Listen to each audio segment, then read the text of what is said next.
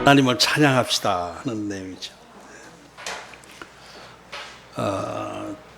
지난주 믿음에 대해서 말씀하면서 믿음의 양면성이 있다 이렇게 말씀했죠.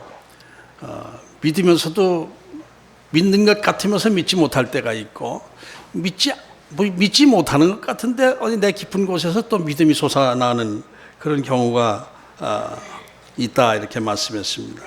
이성적으로는 믿어지는데 영적으로는 오히려 믿어지지 않을 때가 있어요. 머리로는 믿어져요. 가슴으로 믿어지지 않아요.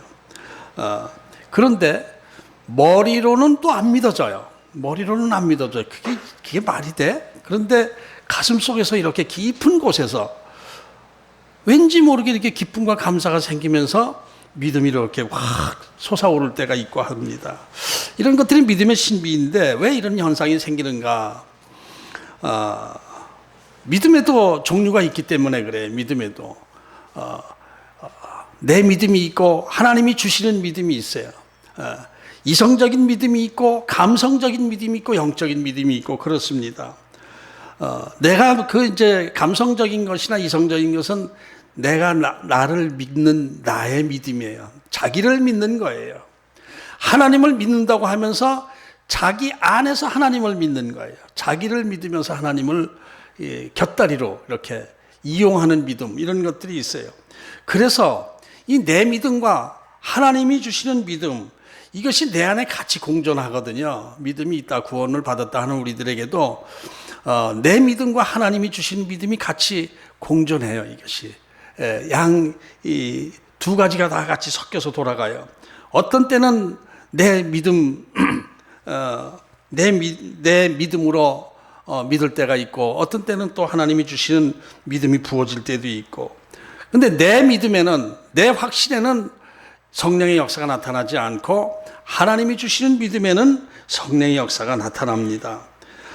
그런데 우리가 신앙생활 하면서 항상 느끼는 것이지만은 내 믿음의 정체성이 혼란스러울 때가 많아요. 이게 지금 내 믿음인가? 하나님이 주시는 믿음인가? 내 확신인가? 하나님이 주시는 확신인가? 내 감정으로 뜨거워진 것인가? 성령으로 충만해 있는 것인가? 이것이 늘 헷갈릴 때가 있어요. 이 감정적으로, 감상적으로 충만해져 있을 때는 뜨거운 것 같지만은 그 속에 알맹이가 없어요. 믿음의 열매가 나타나지 않을 때가 있고 그렇습니다. 이런 것들이 늘 우리 안에서 양립하면서 왔다 갔다 하기 때문에 그래서 내가 진짜 믿음이 있는 것인지 없는 것인지 헷갈릴 때가 있는 것입니다. 이 말씀 준비하면서 오래전에 그 하늘산 기도원에 제가 이제 갔던 기억이 나면서 그 돌아가신 이천석 목사님 간증이 생각이 났습니다. 이분이 상위군인 출신입니다. 씨름 선수였었는데 군대 나갔다 이 군대 6.25 때 군대 나갔다가 넓적다리 아주 그냥 이 사타구니 있는 그 부분에서 잘라져 버렸어요. 완전히 그냥 그 목발 짚고 집회할 때도 꼭 기도할 때 부축 받아가지고 강단에 쓴 다음에 이제 기도가 끝나고 그러면 또 이제 설교를 하고 그러는데 설교가 이제 거칠거칠했죠. 그분이 아주 유명했죠. 설교 중에 욕을 하고 막 이렇게 하는데 성령의 역사가 강하게 나타나고 은혜가 있고 그래요. 그랬습니다. 많은 그 하늘산 기도원을 창설하고 교회도 있었지만은 큰 교회를 했지만은 하늘산 기도원이 더 유명하죠. 거기서 많은 기적을 일으키고 하고 제가 이제 세상에서 방황하다가 이제 하나님 앞에 무릎 꿇고 돌아와서 처음 은혜 받은 곳이 하늘산 기도원입니다.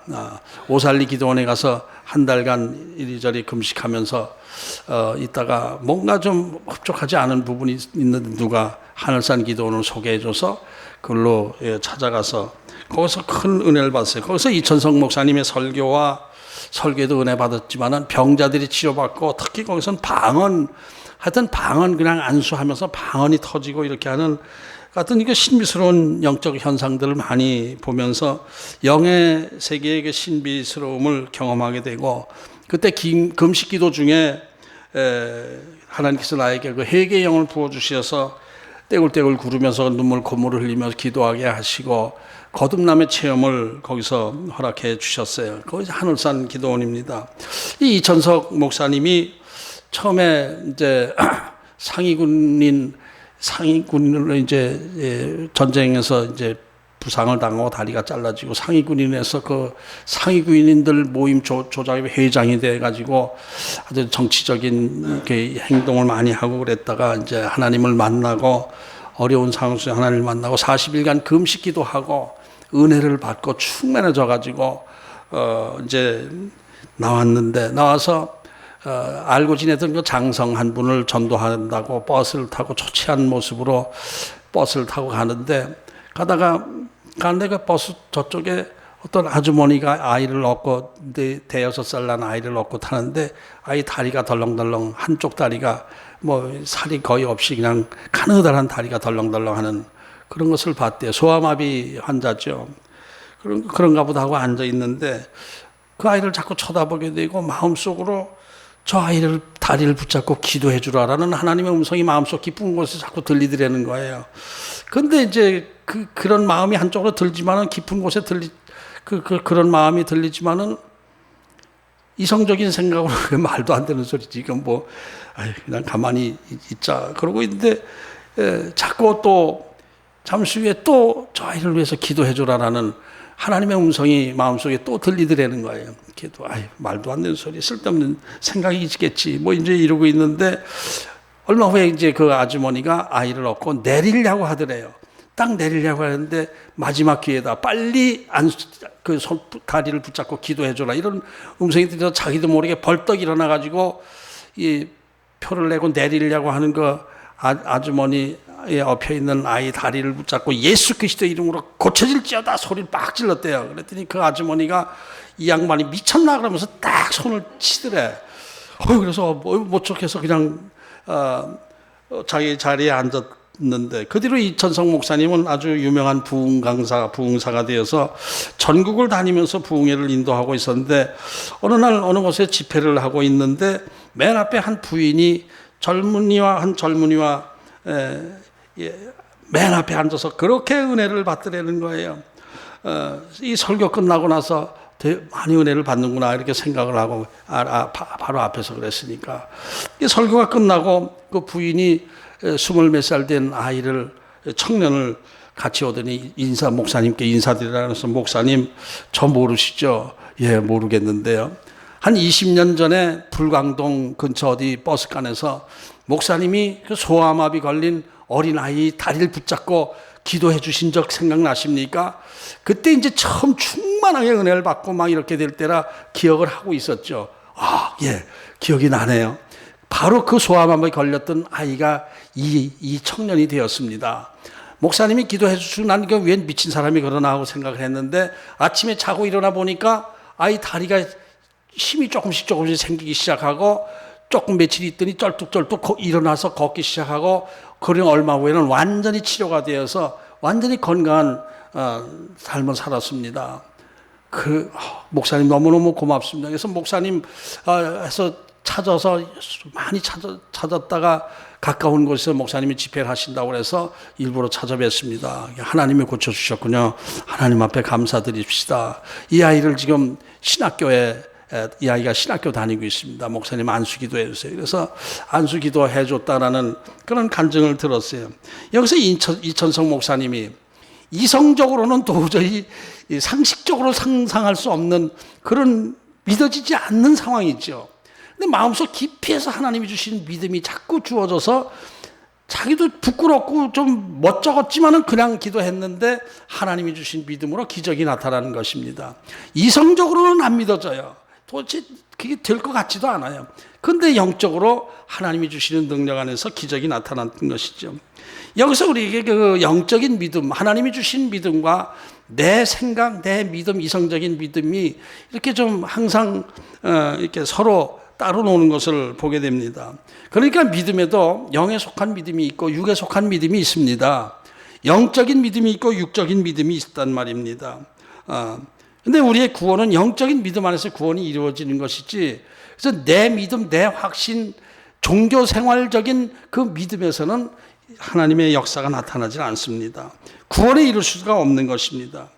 그러니까 육에 속한 믿음은 교회를 나오긴 나온다 하더라도 어디까지나 이성적으로 판단하고 스스로 자기 생각에 옳고 그름을 판단하면서 종교 생활을 하고 있는 믿음이다, 이렇게 볼 수가 있습니다. 지금 이 시대 많은 기독교인들이 있다고 하지만은 진짜로 영에 속한 믿음을 가진 사람이 그렇게 많지 않다고 봅니다. 정말 대부분 많은 그리스도인들이 육에 속한 믿음, 그래서 자기 믿음, 자기의 유익을 위한 이기적인 믿음 안에서 그냥 이렇게 하나님을 자기의 어떤 필요의 도구로 사용하려고 하는 그런 믿음을 가진 사람들이 더 많다라는 안타까운 현실이 있습니다. 종교 생활하는 것이지 이거는 하나님을 믿는 신앙이 아닙니다. 신앙, 믿음으로 바라보는 것이 아니라 그저 그냥 종교 생활을 하고 있는 거예요. 그러면 자기가 믿는 줄 착각하고 있는 것이죠. 그런데 이런 상황에서 나 자신, 나는 정말 영에 속한 믿음을 가지고 있는 사람인가, 육에 속한 믿음인가를 스스로 질문해 보면은 저 자신도 자신 있게 나는 분명히 영에 속한 믿음을 가지고 충만해서 하나님만 바라보고 신앙생활을 하고 있습니다라는 자신이 없는 거예요. 때로는 나 자신도 육에 속해서 염려, 근심에 사로잡힐 때가 있고 환경 바라보면서 내 미래를 두려워할 때가 있고 나 자신의 정체성에 대해서 혼란스러울 때가 많이 있는 거예요. 목사쯤 돼가지고 어째서 아직까지 이러고 있나라는 자책감이 들 때도 많은데, 그런데 이제 쭉 보다 보면은 쭉 종합적으로 생각해 보면은 이것은 나뿐만 아니라 믿음 좋은 선배 목사님들, 유명한 목사님들도 이런 어떤 그런 경험에서 많은 그런 간증을 얘기하는 것을 들을 수가 있어요. 허드슨 테일러라고 하는 유명한 중국 선교사가 있죠. 아주 유명한 중국 선교로 큰 사역을 한 분입니다. 그런데 이분이 중국 선교할 때 아주 사역이 절정기에 이르렀을 때 내적으로는 아주 가라앉아 있을 때가 있었대요. 1896년 여름이었다고 하는데 왜 그렇게 사역이 힘들고 지치고 아주 모든 일에 짜증이 나고 이렇게 귀찮아지고 이렇게 자꾸 그러더라는 거예요. 왜 그런지. 설교하기도 힘들고 전도하기도 힘들고 기도도 잘 안 되고, 이럴 때 자기 마음속에 내가 믿음이 있기는 있는 것인가라는 회의감에 빠지기도 하고 이랬다고 그래요. 그래서 이게 나에게 영적으로 지금 문제가 생겼구나, 이상이 생겼구나, 이런 생각이 들어서 사탄의 유혹이 지금 내가 넘어가서 사탄에 말려 들어가지고 지금 내가 완전히 육신에 속한 신앙 안에 머물러 있는 것이로구나, 이런 생각이 들어가지고 모든 사역을 당분간 내려놓고 전적으로 하나님을 찾고 기도에 매달리게 되었다고 합니다. 물론 처음에는 영적으로 가라앉아 있을 때에는 기도도 좀 힘들거든요. 기도가 힘들어요. 기도가 영적으로 충만한 사람들에게도 긴 시간 기도에 매달리고 있다는 것은 쉬운 일이 아니거든요. 아주 진짜 힘들어요. 그래서 아주 그냥 힘겹게 기도하고 또 하나님을 찾고 바라보고 간절하게 목마른 사슴이 시냇물을 찾듯이 자꾸 하나님을 갈급한 심령으로 찾고 하면서 내 안에서 충만해지고 뜨거워지고 시작하면서 기도의 줄이 열리게 되고 이제 이렇게 되는 것인데, 이분도 이제 허드슨 테일러도 차츰 그냥 힘들지만은 목숨 걸고 기도하는 가운데 기도의 줄이 잡히면서 어느 날 성령 충만함의 역사가 나타나고 영적을 회복을 했다고 해요. 그러고 보니까 성령 충만해진 다음에 자기를 내려놓고 십자가 앞에 내려놓고 보니까 그동안 자기가 그렇게 열심히 중국 사역을 한 것이 하나님의 능력으로 하나님을 의지하고 하나님만 바라보고 하나님의 뜻 안에서만 한 것이 아니라 자기 지혜, 자기 생각, 자기 욕망, 이런 것이 가득 차서 아주 인간적인 열정으로 한 때가 많았던 것을 깨닫게 되었다고 그래요. 그래서 다시 한번 자기 자신을 십자가에 못 박고 이제 나를 죽여주옵소서, 내가 죽고 예수 그리스도의 능력 안에서 사역을 감당하게 도와주셔서 기도하고 하면서 다시 그 영적인 회복이 이루어지고 사역이 불을 붙게 된다, 이런 간증을 하는 것을 들었습니다. 제가 그 간증을 들으면서 굉장히 은혜를 받았어요. 나만 그런 줄 알았더니 이분도 그랬구나. 나만 바보가 아니라 이분도 바보 노릇을 할 때가 있었구나. 그런 생각이 들어요. 저 자신 늘 기도할 때마다 경계하는 것이 내 능력, 내 지혜로 목회하지 않도록, 내 힘으로 목회하지 않도록, 내 아이디어로 목회하지 않도록, 그래서 하나님의 인도하심 안에서 순종하며 그저 나아가게 하여 주옵소서 이렇게 기도하면서 하고 있는데 그게 잘 안 되는 거예요. 그러다가도 그렇게 충만할 땐 그러다가도 또 뭔가 좀 힘든 일이 생기고 장애물이 가로막히고 하게 되면은 이거 어떻게 해야 되는 건가? 이게 어떻게 되는 것인가? 이게 해야 되나 말아야 되나? 막 이러면서 인간적인 고민을 할 때가 또 많이 있어요. 이럴 때마다 내 자존감이 생겨요. 내가 뭐야? 내가 뭔데? 이런 생각이 들고 내 자신이 너무 무능하고 무기력하고 이런 것을 느끼면서 내가 싫어질 때가 많이 있고 그래요. 그럴 때 허드슨 테일러의 이야기를 들으니까 아이고 그렇구나. 저렇게 훌륭한 큰 사역을 하신 분도 그럴 때가 있었구나 하면서 나 자신을 위로하면서 그렇다고 주저앉지 않고 더 열심히 더 하나님의 능력 안에서 내가 감당해야 되겠다라는 결단을 하곤 합니다. 그러니까 믿음의 해이가 생기고 이렇게 육적인 믿음으로 변하면 힘들고 지쳐요. 이렇게 다 즐겁지가 않아요. 즐겁지가 않고 그냥 의무적으로 어쩔 수 없이 이렇게 하게 되고 기도도 형식적인 기도에 이렇게 머물러요. 깊은 곳에서 하는 것이 아니라 머리로 이렇게 오랫동안 했으니까 머리로 해도 한참 해요. 근데 이게 과연 이게 하나님이 들으신 기도일까 생각해 보면은 아닐 것 같은 생각이 들기도 하고 그런 것이죠. 이럴 때 나를 내려놓는 훈련을 해야 돼요. 나를 내려놓는 기도를 해야 돼요. 겸손하게 십자가 안에 내가 엎드리고 십자가 바라보면서 십자가 붙들고 성령의 도우심을 구하는 그런 기도를 해야 되고 더 이럴 때 힘들 때일수록 더 기도에 힘을 내야 되고 또 저는 그래서 이럴 때마다 이게 나보다 더 힘든 상황을 이겨내고 믿음에서 승리한 그 믿음의 선배들의 간증을 찾아서 책을 읽고 또 간증 설교를 듣고 이렇게 하면서 믿음을 회복하려고 하고 있습니다. 그러니까 내 안에 항상 이런 저와 여러분 안에 다 마찬가지일 거예요. 저만 그렇진 않을 거예요. 이제 제가 제일 부족하긴 하지만은 저만 그런 것이 아니고 여러분 안에도 이 영적인 믿음과 육적인 믿음이 같이 자리 잡고 있어요. 언제나 같이 있어서 영적인 믿음이 충만해지려고 그러면 육적인 믿음이 끌어내리려고 그래요.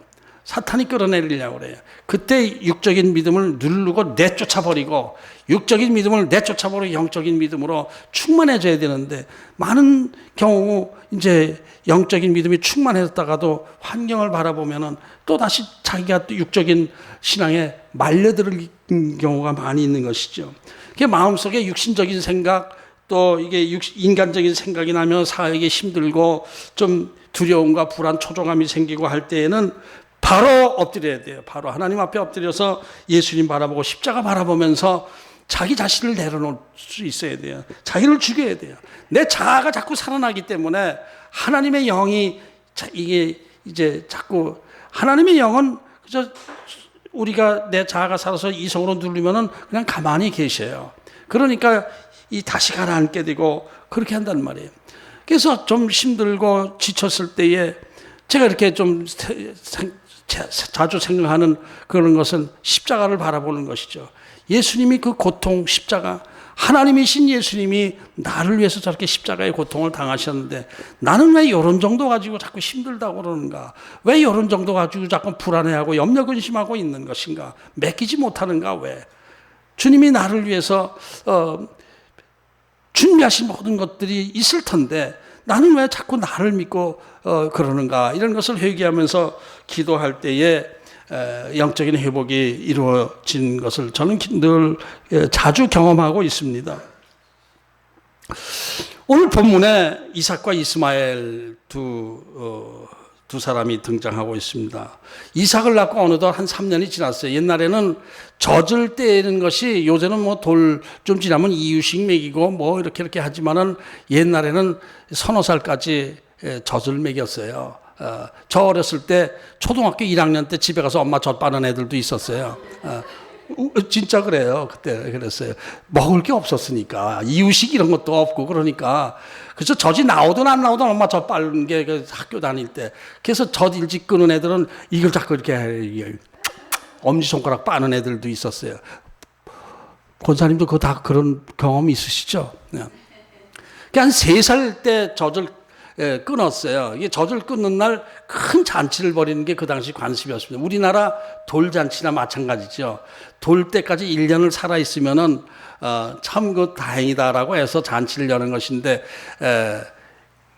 이 아브라함 때는 3살쯤 되어서 젖을 떼는 날, 젖을 딱 작정을 하고 떼는 날, 큰 잔치를 베풀고, 참 이때까지 살아있는 걸 감사하다 해서 잔치를 베푸는데, 그때 이제 그렇게 잔치를 하는데, 그때 이제 이스마엘은 17살, 16, 17살쯤 됐죠. 17살, 지금으로 말하면 고등학교 1학년쯤 됐을 거예요. 근데 그 3살 난 이삭을 괴롭히는 것을 사라가 봤어요. 사라는 특히 이스마엘과 하갈에 대해서 아주 예민한 감정을 갖고 있지 않습니까? 날카롭게 반응합니다. 하갈과 이스마엘에 대해서. 왜냐하면 아브라함이 이스마엘을 꽤 사랑해서 14년 동안 아주 사랑해서 후계자로 생각하고 키웠지 않습니까? 자기가 이삭을 낳고 나서는 이제 정실 부인의 자식이 후계자가 되고 상속자가 되고 이 아이는 상속을 안 해주게 되는 상황이 되었어요. 그러니까 이 아이가 사춘기가 되었을 때에 자기 신분이 바뀐 것 이 아이는 알았겠죠. 뭐 어쨌든 거기에 대해서 우리가 너무 생각할 건 아니고, 어쨌든 그 이스마엘이 이삭을 괴롭히고 장난하면서 괴롭히는 이것이 미워서 괴롭히는 그런 단어가 포함되어 있습니다. 그걸 사라가 보았어요. 그리고 분노해가지고 남편 아브라함에게 얘기를 합니다. 자, 하갈과 이스마엘을 내쫓으세요. 저 아이는 우리 이삭과 같이 유업을 나눌 수가 없습니다. 선언을 합니다. 이것이 당시 관행상으로 볼 때 사라가 억지 부린 것은 아니에요. 종의 아들은 종이에요, 그냥. 종의 자식은 그냥 종입니다. 정실 부인 자식이 없을 때에는 신분을 격상시킬 수도 있지만, 정실 부인의 자식이 있을 때에는 종의 아들은 어디까지나 종이에요. 유업을 물려줄 수가 없는 거예요. 그게 그 당시 관습이었어요. 이때 아브라함이 사라의 말을 듣고 고민하고 근심하는 거예요. 그렇겠지 않겠습니까? 사라에게는 자기 피부치가 아니지만은 아브라함에게는 자기 피부치인데, 아들인데, 고민하고 있을 때 하나님께서 나타나셔서 말씀을 주셔요. 사라가 말한 대로 행하라. 이스마엘은 내 상속자가 아니다. 이삭에서 난 자라야 내 씨의 후손으로 내가 인정해 줄 것이다. 그러나 이스마엘도 내가 축복해 주고, 이스마엘도 내 씨니까 그에게도 한 큰 민족을 내가 이루게 해 줄 것이다. 이렇게 하나님께서 말씀을 해 주셨어요. 하나님께서 이렇게 말씀을 해 주시니까, 하나님 말씀이라면 무조건 순종하는 것이 아브라함의 신앙의 특징 아니겠습니까? 그 다음날 아침 일찍이 하갈과 이스마엘에게 떡과 물 한 가죽 부대를 지어주고 보냈다. 이렇게 했어요. 오늘 본문에. 떡을 얼마나 했는지 몰라도 떡 한 보따리하고 물 한 가죽 주머니 이렇게 주어서 보냈다. 이건 좀 너무하다 하는 생각이 들더라고요. 아니, 그래도 생활 미천이라도 해서, 이거 이제 내가 같이 살 수 없으니까 어디 가서 땅도 사고 농토도 좀 사고 해서 농사도 짓고 그러면서 살아서 금부치 은부치라도 좀 이렇게 한 보재기라도 한 주머니라도 한 다발이라도 좀 주워서 보내야 되지 않겠어요?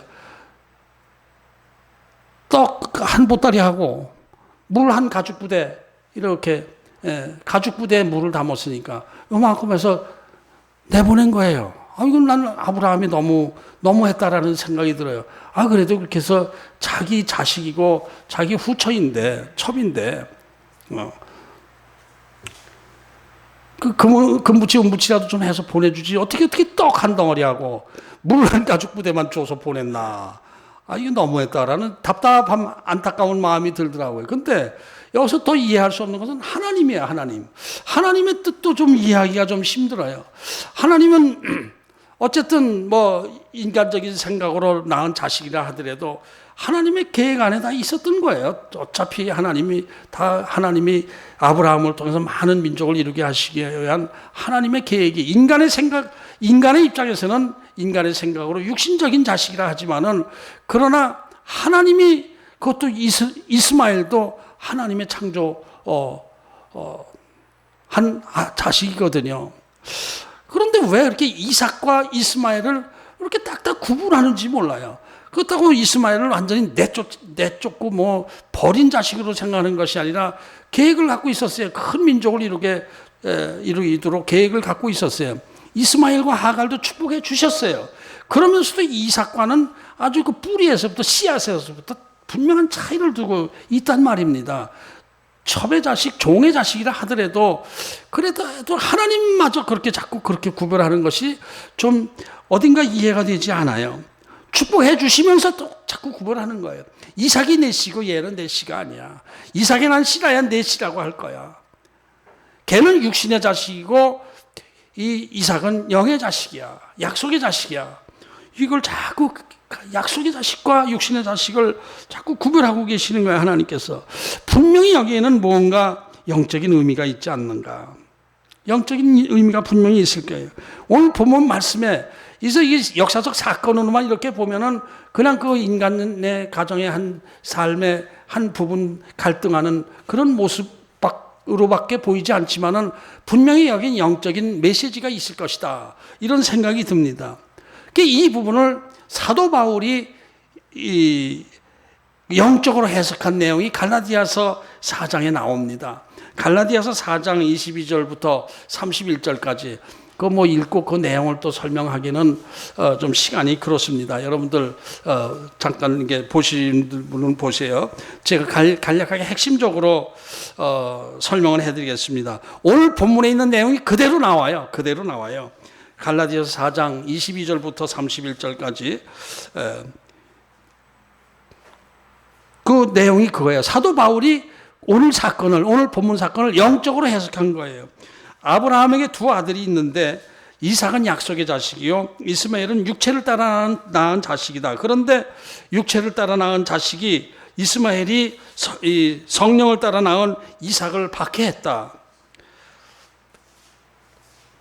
그런데 이때 하나님께서 여종의 아들 육체의 자식을 내쫓으라고 아브라함에게 명령하셨다. 약속의 자식에게 줄 유산을 이 육신의 자식에게 물려주면 안 된다. 이렇게 했다는 그 기록이 나와요. 그러니까 여기서 바울이 분명히 선을 그은 것은 이삭은 영의 자식이고 영의 씨앗이고 이스마엘은 육의 씨앗이다라는 거예요. 영적인 열매이고 육적인 열매다. 이것을 얘기를 하면서 이것에서 사도 바울은 영적인 신앙 안에서에 태어난 것이 이삭이고 육적인 신앙 안에서 태어난 것이 이스마엘이다. 이것을 구분하고 있는 거예요. 그러니까 육적인 씨앗은 아니다라고 분명히 구별하고 있는 거예요. 그러니까 바꿔 말하면 이스마엘은 육신적인 신앙의 씨앗, 이삭은 영적인 신앙의 씨앗 이렇게 되는 거예요.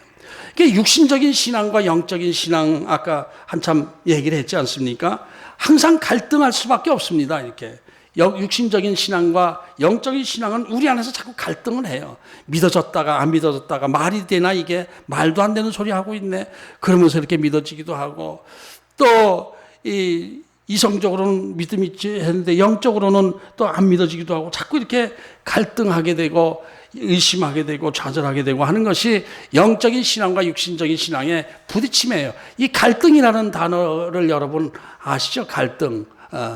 갈등이라는 것은 갈자는 칡이라는 칡나무의 갈자예요. 칡나무 갈자고 등은 등나무 등자예요. 갈등. 그러니까 칡도 꼬불꼬불 가지가 이렇게 줄기가 쫙 꼬불꼬불하네. 등나무도 이렇게 얽히고 설키고 해서 막 이 벽을 이렇게 올라가고 막 이렇게 된단 말이에요. 그러니까 칡나무와 등나무가 같이 섞이게 되면 막 얽히고 설켜가지고 이게 서로 피해를 봐요. 서로 얽어가지고 그 갈등이다 이렇게 얘기하는 거예요. 칡나무와 칡나무와 등나무는 같이 붙어 있으면 안 되는 거예요. 이게 얽혀가지고. 그런데 우리 안에 영적인 신앙과 육적인 신앙이 같이 얽혀가지고 갈등하게 되는 거예요. 이제 육적인 신앙이 충만해 있게 되면 영적인 신앙이 맥을 못 쳐요. 영적인 신앙이 충만해 있을 때 육적인 신앙이 가라앉아요. 서로 이렇게 서로 시소 게임을 하고 있는 거예요. 그러니까 육적인 신앙이 충만해 있을 때는 염려, 근심이 앞서게 되고, 영적인 신앙이 충만해 있을 때는 하나님 앞에 맡기는 신앙이 되고, 이럴 때 어떻게 해야 되느냐? 육적인 신앙을 내쫓아야 돼요. 내쫓아야 돼요. 육신적인 신앙은 인본주의 신앙이죠. 눈에 보이고 손에 잡히는 것, 이성적 이해관계 안에서 머리로 믿는 머리로 판단하고 머리로 계산하고 하는 신앙들, 이런 것들이 우리 영의 세계에서 자꾸 멀어지게 하고 형식적인 신앙으로 끌어내리게 되고 영적으로 나를 망치게 되는 것이 육적인 신앙인 것입니다. 오늘 본문에서 아브라함은 이 육적인 신앙인 이스마엘을 내쫓는 것에 대해서 아주 고민하고 있는 거예요. 영적으로 상징적으로 해석하면은 아브라함이 아직도 마음의 할례를 하고 하나님 앞에 모든 걸 맡기고 성숙한 신앙인이 되었다 하지만은 그 안에 아직도 육적인 신앙이 자리 잡고 있고 세속적인 인간적인 물질적인 그 안에서 계산하면서 그 육신적인 신앙을 내쫓기를 고민하고 있는 거예요. 이스마엘 신앙을 내쫓기를 고민하고 있는 거예요. 아직도. 사도 바울도 고민했으니까 오호라 나는 곤고한 자로다. 이 사망의 몸에서 내가 어떻게 될 것인가. 그러면 하나님의 은혜를 이제 감사했죠. 로마서 8장에 들어가면서 7장 마지막 부분에서 오라 나는 곤고한 자로다. 내가 선을 행하려고 내 안에 있는 또 다른 하나가 끌어내리고 있다. 나는 불쌍한 사람이다. 그러다가 성령 안에서 나를 이렇게 풀어주시니 감사합니다. 이러는 거예요. 사도 바울도 영과 육의 신앙 안에서 갈등하고 있었던 모습을 고백하고 있는 것이죠. 아브라함도 지금 고민하고 있는 거예요. 이스마엘 신앙을 내쫓기를 고민하고 있는 거예요. 하나님께서 내쫓아버려라. 이렇게 할 때 결단하고 내쫓았던 것이죠.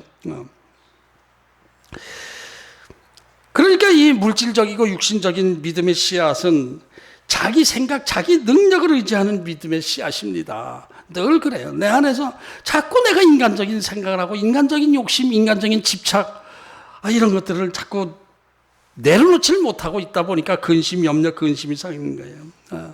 그런데 이제 하나님께서 또 위로의 말씀을 또 주시죠. 이스마엘에게도 내가 축복해 줄 거야. 큰 민족을 이루게 해 줄 거야. 이것은 영적으로 어떻게 상징성이 있느냐? 그래, 네가 완전히 영적인 이삭의 신앙을 네가 갖게 되면은 이스마엘의 신앙도 이스마엘적 축복도 내가 줄 거야. 그러니까 네가 영적으로 온전히 나한테 맡기고 너 자신을 할례하고 나한테 맡길 때에 육신적 축복도 이스마엘적 축복도 내가 줄 거야. 걱정하지 마. 이렇게 말씀하시는 거예요.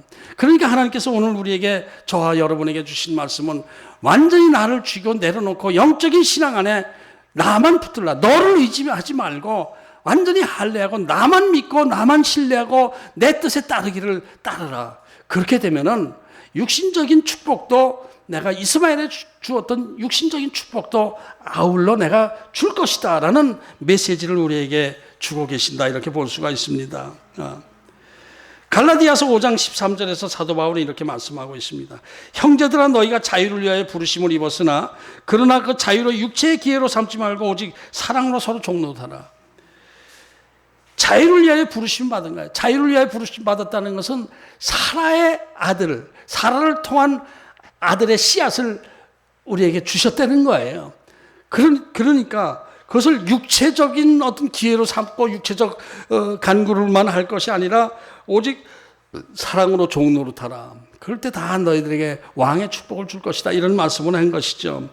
그러니까 하나님께서 주신 영적인 축복을 가지고 육신적인 필요만 자꾸 구할 것이 아니라 영적으로 하나님 앞에 내려놓고 하나님 바라보고 하나님을 신뢰하고 나를 맡길 때에 하나님께서 이스마엘의 축복까지도 아울러 주실 것이다 라는 것이 오늘 메시지의 핵심이다 이렇게 볼 수가 있습니다. 육적인 믿음은 나를 믿고 나를 바라보고 나를 의지하는 거예요. 내 계산은 이성적인 육적인 신앙을 자꾸 이렇게 의지하는 거예요. 근데 영적인 믿음은 뭐예요? 완전히 마음에 할례라고 내 능력, 내 생각, 내 계산 착착 끊어놓고 오직 예수 그리스도의 능력을 의지하면서 주님의 뜻을 구하면서 나를 내려놓고 죽여버리는 것, 할례하는 것, 이것이 영적인 신앙인 것입니다. 이삭의 신앙인 것입니다. 우리가 이삭의 신앙을 붙들고 예수 그리스도를 믿고 나아갈 때에 하나님께서는 그것으로 그래 고생만 하더라도 영적인 신앙에 살아라 하는 것이 아니라 그래 이스마엘의 축복도 내가 아울러 줄 거야. 세상적인 축복도 내가 줄 거야. 나를 믿고 의지할 때에. 그러니까 자동차 키를 하나님 앞에 맡길 때 하나님께서 그래 나한테 맡겨. 내가 네 차를 이끌어 갈 거야. 알았지? 그래 네가 운전해. 그리고 다시 키를 주신다 이런 얘기죠. 그런 믿음 안에서 아브라함이 지금 고민하고 있는 건 영적인 신앙과 육적인 신앙 안에서 갈등하고 있는 모습에서 하나님께서 육적인 신앙을 내쫓아라. 영적인 신앙만 가져라. 대신 육적인 축복도 아울러 내가 줄 것이다. 이런 것이 오늘 본문 말씀에서 우리에게 주신 하나님의 메시지다. 이렇게 믿으시기 바랍니다. 저와 여러분 모두가 다 영적인 신앙 안에서 하나님만 바라보고 맡기고 나아갈 때에 하나님께서 그래 알았어 하면서 영적인 축복을 주시면서 아울러 이스마엘에게도 축복해 주신 것처럼 이스마엘의 축복도 아울러 주신 것을 믿으시는 저와 여러분 되기를 주의 이름으로 축복합니다.